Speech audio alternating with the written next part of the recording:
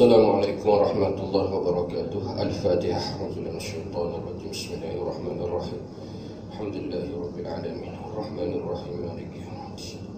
إياك نعبد وإياك نستعين اهدنا الصراط المستقيم صراط الذين أنعمت عليهم غير المغضوب عليهم ولا الضالين. الحمد لله رب العالمين والصلاة والسلام على أشرف الأنبياء والمرسلين وعلى آله وصحبه أجمعين. قال الله تعالى في كتاب العزيز بعد أعوذ بالله من الشيطان الرجيم. يا أيها الذين آمنوا اذكروا نعمة الله عليكم إذ جاءتكم جنود فأرسلنا عليهم ريحا وجنودا لم تروها وكان الله بما تعملون بصيرا.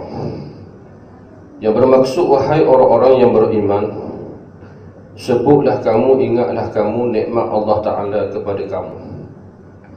Tak kala datang kepada kamu tentera-tentera, lalu kami utuskan ke atas mereka angin dan tentera-tentera malaikat yang kamu tidak dapat melihatnya.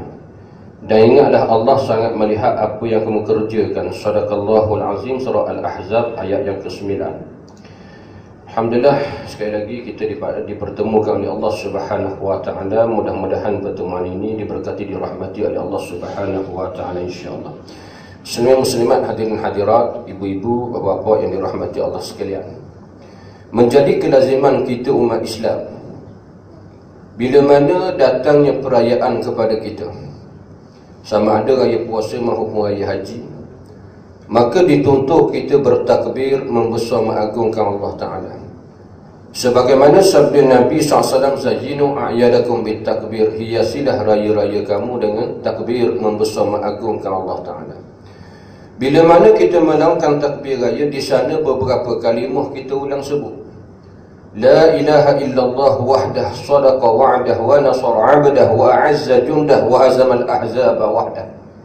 Yang bermaksud, la ilaha illallah wahdah, tiada Tuhan yang sebenar disembah melainkan Allah yang esa. Sadaqa wa'dah, benar janjinya. Wa nasara 'abdah, dan dia telah menolong hambanya. Wa a'azza jundah, dia telah memuliakan tenteranya. Wa hazamal ahzaba wahdah, dan dia telah menghancurkan tentera Ahzab dengan keesaannya. Kita sebut kalimah ini setiap kali kita melakukan takbir raya.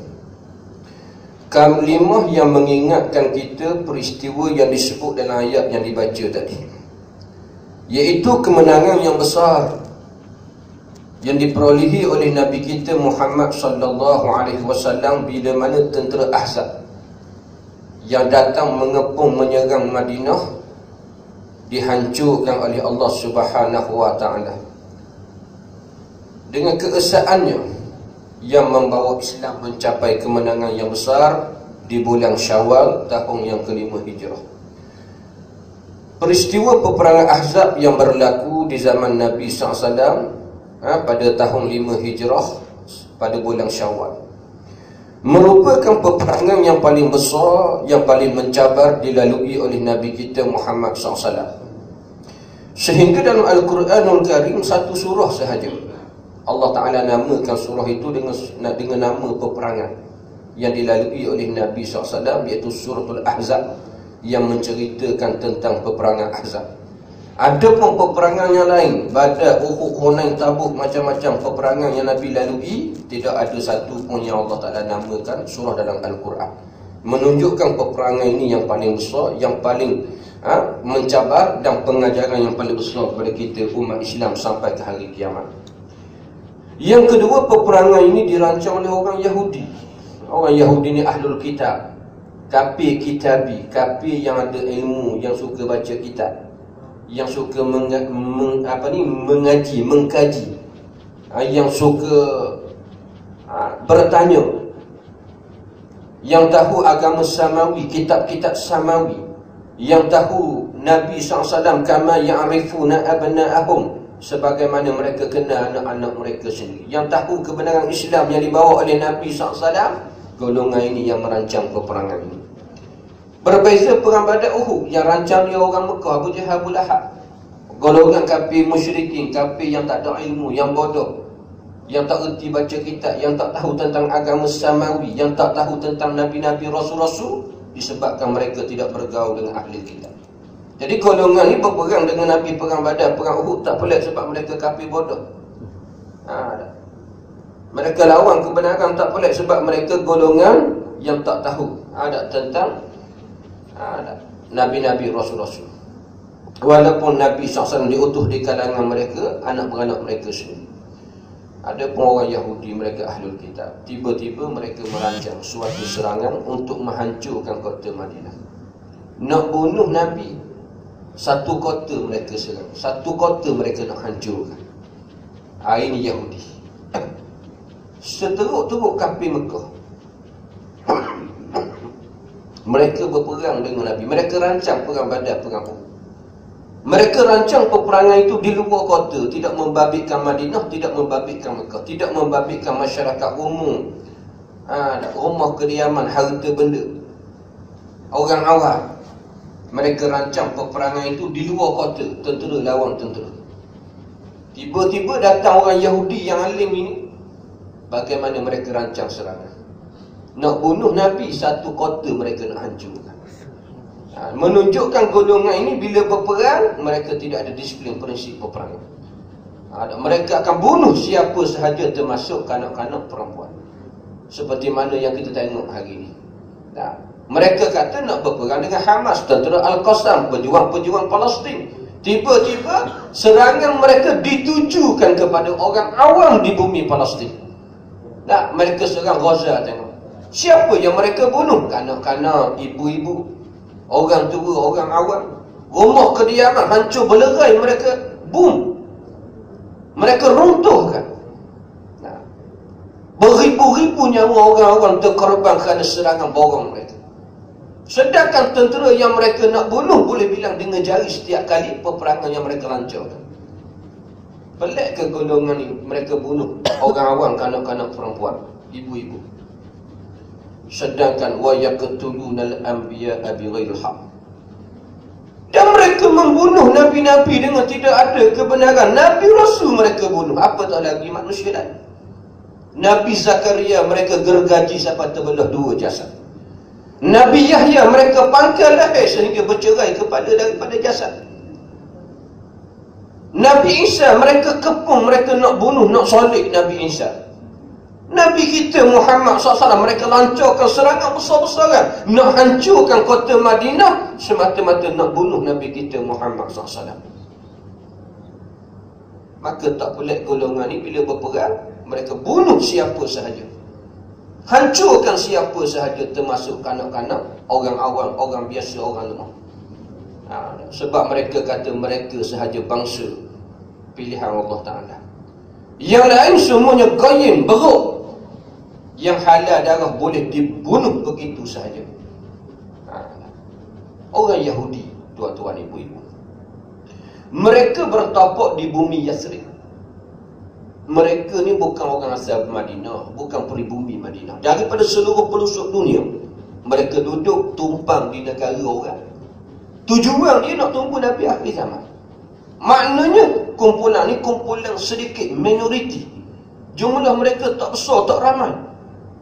Tetapi golongan ni cukup bijak, pandai, cerdik dalam menggunakan tipu elah. Cerdik tapi tak dapat hidayah Allah, sesat. Mereka guna kecerdikan itu di atas berlawan kebenaran.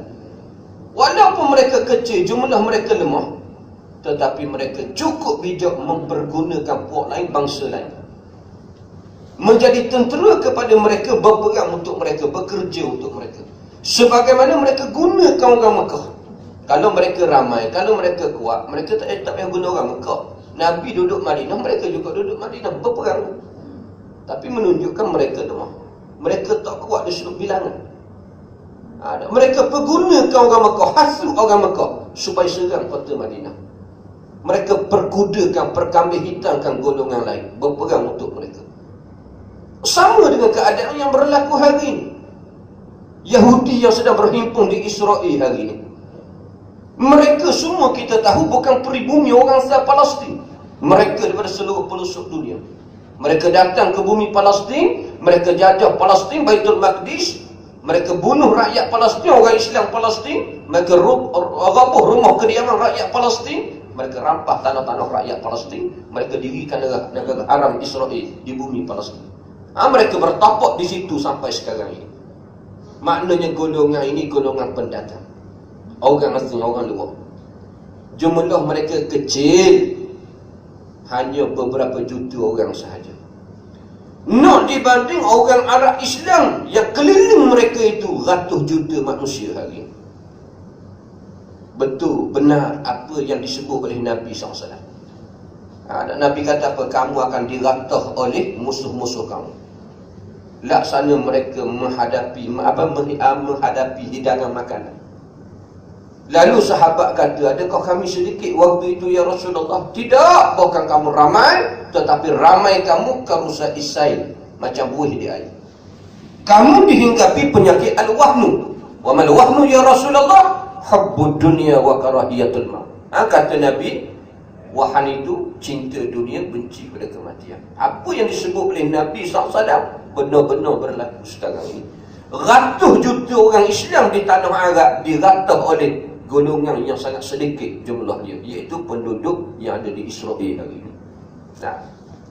Diratah oleh golongan ini, sangat berkuasa, mereka sangat ada hebat kekuatan mereka. Walaupun mereka kecil jumlah, walaupun mereka ini sedikit, tapi mereka cukup pandai mempergunakan golongan lain. Apa yang mereka guna? Apa yang mereka buat? Mereka jadikan bangsa lain, puak lain, tentera kepada mereka. Sampai kita boleh tengok hari ini Amerika sanggup buat apa sahaja kehendak mereka. Kuasa barat sanggup ikut saja arahan mereka. Sanggup bunuh siapa saja yang mereka kehendaki. Yang mandang lagi, di kalangan orang Islam sendiri ada yang jadi boneka kepada mereka. Tengok sahaja pemimpin tanah Arab hari ini. Bagaimana sanggup bekerja untuk mereka memastikan matlamat maksud mereka tercapai. Tujuan golongan ini, mereka tidak mahu ada lagi negara Islam selepas jatuhnya khilafah Osmaniyah Turki pada tahun 1924. Tidak ada lagi syariat Allah, hukum Allah yang berjalan di atas muka bumi. Mana-mana ada gerakan Islam, mana-mana ada pejuang-pejuang Islam yang zahir, yang bangkit, gerakan itu mesti dihalang, mesti dihapuskan ada daripada muka bumi Allah Subhanahu wa taala. Kerana itu kita tengok mana ada orang yang nak memperjuangkan Islam, maka ada yang menentang, walaupun di kalangan orang Islam sendiri. Baik. Dan bagaimana golongan ini? Dia datang tempat orang sebagai pendatang, orang asing, orang luar. Tiba-tiba mereka dapat kuasai penduduk tempatan, walaupun jumlah mereka sikit lemah. Mereka sikit, tiba-tiba dapat kuasai. Seperti mana hari ini mereka duduk di tengah-tengah tanah Arab, duduk di Palestin, keliling mereka orang Islam ratus juta. Tiba-tiba mereka dapat kuasai ratus-ratus juta manusia. Apakah formula yang mereka guna? Tuan-tuan, ibu-ibu, golongan ni, cara mereka dapat kekuasaan, kekuatan, pengaruh, kedudukan, walaupun mereka pendatang orang asing, iaitu melemahkan penduduk tempatan dengan cara memecah belahkan kesatuan mereka. Jadikan penduduk negara itu, pribumi itu berbalah, berperang, berbunuh antara satu dengan yang lain. Sebagaimana mereka lakukan kepada Aus dan Khazraj, dua pribumi Madinah. Firman Allah Subhanahu wa taala, wa'tasimu bihablillahi jami'an wa la tafarraqu wazkuru ni'matallahi 'alaikum idh kuntum a'da'an fa'alafa baina qulubikum fa asbahtum bi ni'mati ikhwana. Yang bermaksud berpeganglah kamu kepada tali Allah semuanya, yakni Islam. Jangan sekali-kali kamu bercerai-berai. Dan ingatlah nikmat Allah Ta'ala kepada kamu, tak kala suatu ketika dahulu kamu berbalah-balahan, berperang, berbunuh antara satu dengan yang lain. Al-Khazraj, lupakah kamu hari itu? Duk balah, duk perang sama sendiri, bunuh sama sendiri.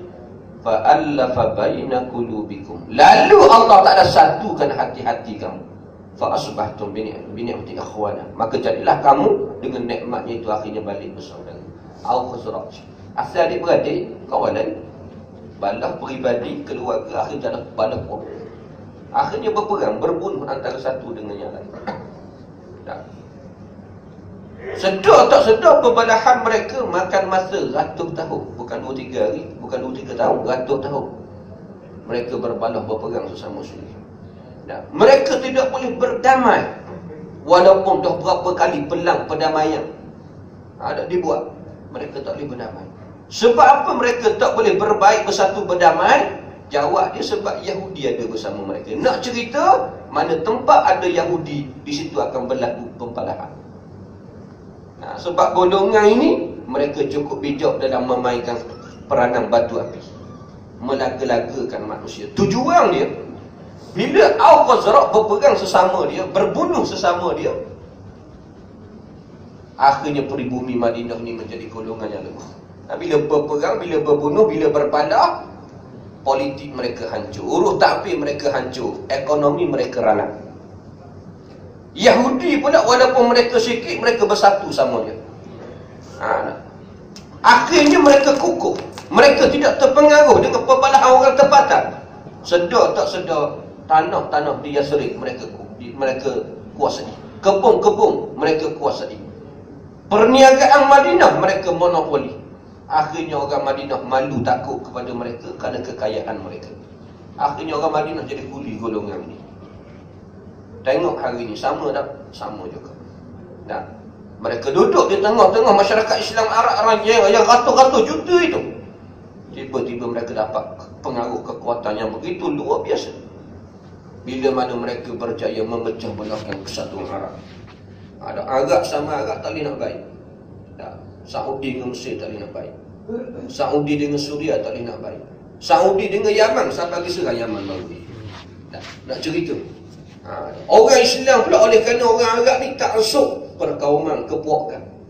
Mereka lagakan suku-suku kaum Arab ini, yang akhirnya berbalah di sana sini.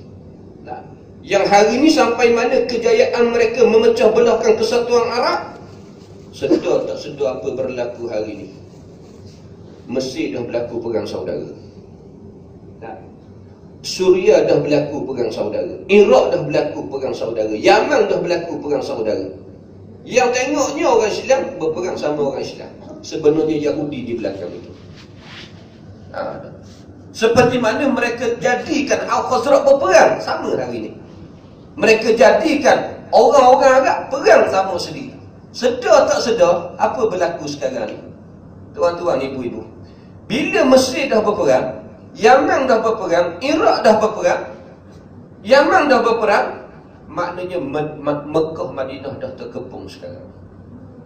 Dalam keadaan kita sedar tak sedar, Yaman, Madinah, Mekah, Syam. Yaman dah berperang, Syam dah berperang, Mesir dah berperang, Mekah, Madinah akhirnya terkepung.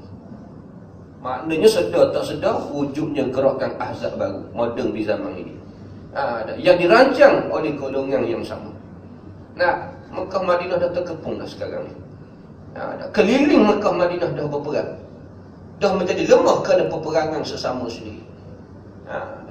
Bagaimana mereka daripada zaman Nabi sampai hari ini rupanya tak selesai lagi. Mereka nak kuasai Nabi kita Muhammad SAW. Walaupun Nabi dah wafat, mereka masih berdendam dengan Nabi SAW. Sebab tu didedahkan kepada kita bagaimana gerakan Zionis ini. Sebenarnya mereka bukan nak Palestin sahaja, mereka bukan nak Baitul Maqdis sahaja untuk dirobohkan. Yang kononnya di bawah tapak Baitul Maqdis itu ada Haikal Sulaiman, yang kononnya mereka nak naikkan balik. Sebenarnya mereka nak Jaziratul Arabiyah, semenanjung tanah Arab. Sebab di parlimen mereka sekian lama terpapar peta besar yang melakarkan tanah-tanah yang mereka nak kuasai, iaitu daripada sungai Nil Mesir sampai sungai Furat di Jeddah, Suria, Iraq. Sungai tu sampai ke Turki hari ini. Makna dua sungai mereka nak kuasai, sungai Nil Mesir, Furat di Jeddah. Yang terkandung di dalamnya Jaziratul Arabiyah, semenanjung tanah Arab. Yang terdapat di dalamnya Makkahul Mukarramah, Al-Madinatul Munawwarah. Yang terdapat di dalam buminya jasad Nabi kita Muhammad sallallahu alaihi wasallam. Kita jangan lupa usaha yang pernah mereka buat sebelum ini. Dia hantar wakil datang kampung orang Islam, kononnya orang Islam. Tiba-tiba rumah yang mereka duduk, mereka gali satu perigi. Nah, sedar-sedar perigi yang mereka gali bukan nak ambil air.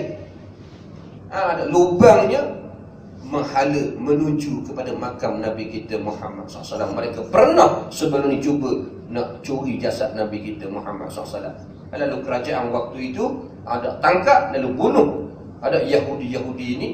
Kemudian kerajaan buat satu pagar masuk ke dalam bumi untuk memelihara jasad Nabi kita Muhammad sallallahu alaihi wasallam. Maka hari ini ada rupanya tak berkesudahan lagi kerja mereka. Ada mereka harakan tanah haram kerana mereka nak kuasai Mekah dan Madinah. Ada mereka masih berdendam yang sangat kuat kepada Nabi kita Muhammad sallallahu alaihi wasallam. Jadi golongan ini mereka melemahkan ada orang yang mereka tempat yang mereka duduk, kesatuan melemahkan apa ni penduduk tempatan dengan cara membadakkan mereka. Bila badak jadi lemah. Al-Khazraj mereka badakkan, mereka pecahkan. Akhirnya dua kumpulan ini dapat bersaudara balik. Kat mana titik pertemuan dua kumpulan ini yang berperang ratus tahun ini? Bila mana keduanya masuk Islam. Aus masuk Islam, Khazraj masuk Islam. Ada. Keduanya menerima hijrah Nabi ke negara mereka. Keduanya bersepakat melantik Nabi sebagai ketua negara mereka. Maka disitulah Aus Khazraj akhirnya balik bersatu, balik bersaudara. Daripada duduk hina-hina di negara sendiri, akhirnya menjadi golongan yang sangat mulia, yang sangat kuat di atas persaudaraan iman. Sehingga bukan sekadar mereka dapat menjatuhkan menghalau Yahudi daripada tanah air mereka, bahkan akhirnya dua golongan ini berjaya menjatuhkan Rum dan Parsi, dua kuasa besar dunia di zaman Sayyidina Umar Al-Khattab radhiyallahu anhu. Seperti mana ucapan Sayyidina Umar ketika menyaksikan jatuhnya Baitul Maqdis ke tangan orang Islam. Lalu Sayyidina Umar menyampaikan ucapan, nahnu qaumun a'azzana Allah bil Islam, famahma nabtaghi al-'izza bighairi ma a'azzana Allah azallana Allah. Kata Sayyidina Umar, kita satu kaum yang Allah Ta'ala beri kemuliaan dengan Islam. Kita kaum Allah Ta'ala beri kemuliaan dengan Islam. Mengingatkan para tentera waktu itu. Dahulu waktu kita duduk Mekah, kita hina dia, berperang sama sendiri, balak sama sendiri. Kita tak ada kesatuan, tak ada titik nak menemukan kita ni menjadi saudara yang kuat, yang kukuh. Waktu kita berada di Madinah juga kita balak sama sendiri, berperang sama sendiri. Akhirnya lemah di negara sendiri. Jangan kata nak lawan Rum Parsi, negara sendiri pun ada huru-hara kerana perbadahan sama sendiri. Hari ini kita disatukan dengan Islam. Kita disatukan dengan agama Allah Subhanahu wa Ta'ala. Kita dapat izzah Islam. Allah Ta'ala muliakan kita kerana Islam. Nahnu qaumun a'azzana Allah bil Islam. Kita satu kaum yang dimuliakan Allah dengan Islam. Fa mahma nabtaghil 'izza bi ghairi ma a'azzana Allah azallana Allah. Bila mana kita mencari kemuliaan lain daripada Islam, kita akan dihina oleh Allah Ta'ala. Ucapan Sayyidina Umar ini benar-benar keramat. Orang Islam yang sedikit, yang lemah, dapat menguasai kumpulan yang kuat, yang gagah, yang ramai. Kam min fi'atin qalilatin ghalabat fi'atan katsiratan biiznillah. Berapa ramai puak yang sedikit dapat mengalahkan puak yang banyak dengan izin Allah Ta'ala. Ucapan Sayyidina Umar ni betul-betul keramat. Bila mana di zaman kerajaan Abbasiyah, zaman kemuncak kekayaan tamadun Islam. Raja Khalifah Islam kaya raya, negara Islam kaya raya, orang-orang Islam kaya raya, jalan raya dah ada, universiti dah ada, perpustakaan, kitab-kitab luar ajam diterjemah ke dalam bahasa Arab. Ada tamadun ilmu, ada semua orang keilmuan semua daripada Islam waktu itu. Sampai orang putih, kata ulama, buang keluar baju, bukan telanjang pula, pakai jubah. Orang putih buang baju dia, pakai jubah. Bila orang tegur, kenapa pakai baju ini? Apa kata mereka? Inilah pakaian orang yang bertamadun pada hari ini. Allah Akbar. Zaman kita terbalik pula. Daripada pakai jubah, ada buang telanjang pula. Pergi Mekah nak pakai jubah malu. Bukan haji, Marlboro. Malu nak pakai jubah. Sunnah Nabi SAW takut. Nak pakai kepiah pun malu. Dah kepala botak. Ikut sunnah Nabi malu. Suatu ketika dahulu orang Eropah tukar baju pakai jubah. Kenapa? Berbangga dengan pakaian ini. Nak cerita tamadun Islam begitu tinggi pada waktu itu. Tapi sayang, di penghujung kerajaan Abbasiyah, apa nama khalifah dia? Musta'sir. Musta'sir khalifah terakhir Abbasiyah. Ibnu apa ni? Nama apa? Ibnu Katsir. Tulis kitab, karang kitab apa? Bidayah wan Nihayah. Sejarah tamadun manusia dari zaman Nabi Adam sampai zaman dia. Zaman dia sempat zaman kejatuhan kerajaan Abbasiyah. Bagaimana digambarkan kerajaan yang kaya raya itu, tetapi lupa Allah Ta'ala, lupa sunnah Nabi SAW. Berbangga dengan tamadun kebendaan. Rasa diri hebat, rasa diri kaya, kuat. Rasa hebat, rasa kuat, rasa kaya, rasa siapa-siapa dia pun tak boleh mengalahkan mereka. Sebab kekayaan mereka cukup tinggi, wilayah taklukan mereka cukup hebat, sehingga pernah seorang khalifah Abbasiyah, dia tengok awan hitam lalu atas kepala dia. Awan hitam. Tiba-tiba setitik hujan pun tak turun. Biasalah kita tengok awan hitam atas kepala, cepat-cepat angkat baju. Tengok tak turun hujan, tak macam ni tak angkat baju. Setitik hujan pun tak turun. Lalu Khalifah Abbasiyah itu dia kata apa? Dia cabut awan. Dia kata, hei awan, kamu nak pergilah mana-mana. Yang pasti kamu akan balik kepada aku. Dia cabut awan. Kamu pergi ke mana? Yang pasti kamu akan datang kepada aku juga. Maknanya, bila awan tu pergi mana tempat, turun hujan, ada hasil bumi di situ, maka zakat kharasnya akan balik ke pemadaan kota Baghdad. Nak cerita luar. Taklukan negara Islam pada waktu itu. Tapi sayang, bila khalifah hanyut, menteri-menteri hanyut, rakyat pula leka dengan kebendaan yang banyak, tiba-tiba Allah Ta'ala hina mereka dengan serangan tentera Mongol. Yang ulama sebut, tentera ni tamadun pun tak ada, peradaban pun tak ada, tulisan huruf pun tak ada. Kita ada juga ABC, alif beta, dia tak ada terus. Nulis tak reti, membaca tak reti, yang reti dia berperang je. Reti berperang je buat-buat ni. Dia pergi satu tempat, dia perang. Habis makanan, habis perang, dia cari tempat lain pula. Berperang je.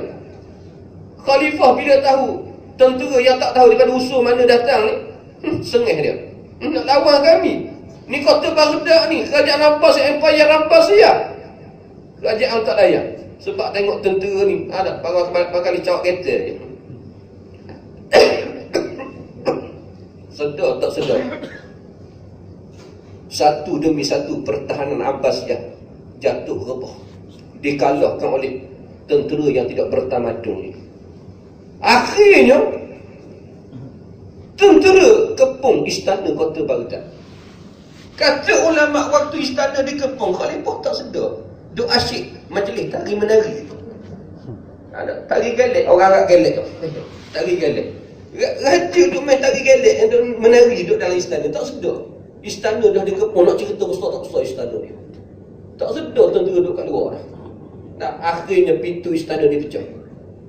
Lalu raja ditangkap, khalifah dibunuh, menteri-menteri dibunuh. Lalu berlaku peristiwa berdarah kota Baghdad. Jutaan orang Islam yang disembelih hidup-hidup, dibunuh hidup-hidup oleh tentera Mongol. Mereka dihina oleh Allah Ta'ala bila cari kemuliaan lain daripada Islam. Disembelih, dibunuh dalam jumlah jutaan manusia, sehingga kata ulama 4 tahun bau mayat tak hilang. Mereka pergi ke perpustakaan kota Baghdad, mereka punggah kitab-kitab yang banyak, dicampur ke dalam sungai Furat Dijlah, sehingga kitab tadi jadi jambatan. Tak payah buat jambatan, pijak atas kitab. Tentera nak seberang sungai Furat Dijlah, hitam legam air sungai kerana dakwah-dakwah tulisan yang banyak yang dicampur ke dalam sungai Furat Dijlah. Akhirnya jatuh Empire Abbasiyah. Bila mana orang Islam lagi cari kemuliaan lain daripada Islam. Dan bila mana orang Islam berpegang kepada Islam, bersatu di atas Islam, akhirnya mereka dapat Islam pula. bagaimana cerita tentera Mongol ni, akhirnya mereka dikalahkan. Siapa yang mengalahkan mereka? Tentera Mesir. Tentera Mesir yang mengalahkan mereka. Tentera Mesir ni, Mesir siapa mengetahui waktu tu? Kerajaan Mamalik. Mamalik ni maknanya hamba yang jadi raja. Hamba jadi raja. Nak cerita hebat Islam ni, mengangkat martabat manusia sampai pernah berlaku dalam sejarah kerajaan Mamalik. Orang hamba hampir akhir jadi raja. Cerita Raja Mesir ni pula, waktu jadi raja tak sedar dia tak merdeka lagi. Dia sedar hukum fiqh tak sah jadi raja. Dia cakap sedap-sedap rakyat, dia kata kamu tu hamba aku. Nak terlupa raja dia tu hamba lagi. Tak saya terima merdeka lagi. Lalu rakyat dia kata aku dengannya aku merdeka kamu, baru sah jadi raja. Bila mana Mongol dia nak masuk Palestin, nak kuasai Baitul Maqdis. Nak kuasai Baitul Maqdis, lalu kerajaan Mesir yang masih Islam waktu itu, ada raja dia nak sekat kemarahan tentera Mongol ni, nak pertahankan Baitul Maqdis. Lalu raja ni dia panggil ulama. Is Abdul Salam Imam Nawawi, minta supaya Is Abdul Salam Imam Nawawi cari sumbangan orang kampung. Kau pergi kuliah masjid-masjid cari sumbangan. Cari sumbangan. Sebab kerajaan nak beli senjata. Rupanya kerajaan duit tak ada, senjata tak ada. Kata Is Abdul Salam, kami tak boleh cari sumbangan daripada orang kampung, orang awam. Setelah mana dalam istana harta yang banyak. Harta banyak istana, yang teramat banyak. Kena jual harta istana dulu. Isteri-isteri raja ada harta banyak. Akaun tu aku berbelia-belia. Jual harta istana. Lalu raja ni dia dengar nasihat, dia jual harta istana. Lalu Is Abdul Salam Imam Nawawi masuk kampung cari sumbangan. Dengan sumbangan itulah kerajaan beli senjata. Isu yang sama hari ini, bagaimana kerajaan Hamas di bumi Palestin. Mereka dapat bertahan 2008 sampai hari 2015 dah. Israel tak boleh jatuhkan mereka. Kerana apa? Berkat pertahanan kerajaan itu daripada sumbangan orang Islam seluruh dunia. Wakil mereka datang, yang ni bagi sama, yang ni bagi 5%, yang ni bagi RM1. Sumbangan. Dengan sumbangan itulah mereka pertahankan ada kerajaan untuk pertahankan Baitul Maqdis, untuk membela umat Islam di bumi Palestin. Berkat. Jadi kerajaan Mesir ni dia beli senjata sumbangan orang kampung. Dengan sumbangan itulah mereka beli senjata. Bila mana tentera Mongol nak masuk Palestin, sampai di Ain Jalut. Sampai di Ain Jalut di bulan Ramadan ketika orang sedang berpuasa. Mereka dah sampai di Ain Jalut, tiba-tiba mereka tengok tentera Islam Mesir ada menunggu mereka, menghalang mereka daripada memasuki Baitul Maqdis. Bila tentera Mongol dia tengok tentera Islam dengan senapan patah, mereka pula kereta kebal ini. Nak lawan kami. Mereka kuasai senjata kota Baghdad, Abbasiyah, Empire Abbasiyah, kekayaan Abbasiyah mereka dapat kuasai. Tiba-tiba tentera Mesir dengan sumbangan orang beli senjata nak lawan dengan Mongol. Macam hari inilah Israel senjata senapan gajah. Ada orang nak lawan dia. Sengih Israel. Mereka dapat sokongan kuasa besar dunia. Jadi tentera Mongol dia tengok tentera Islam dengan senjata yang kecil ni. Ada ni sekali tembok dah hancur berlerai ni. Tiba-tiba bila berperang tu berlaku, timbul izzah Islam. Di atas slogan wa Islama, demi Islam yang dikasihi. Bagaimana tentera Mesir marah dengan sangat menakjubkan.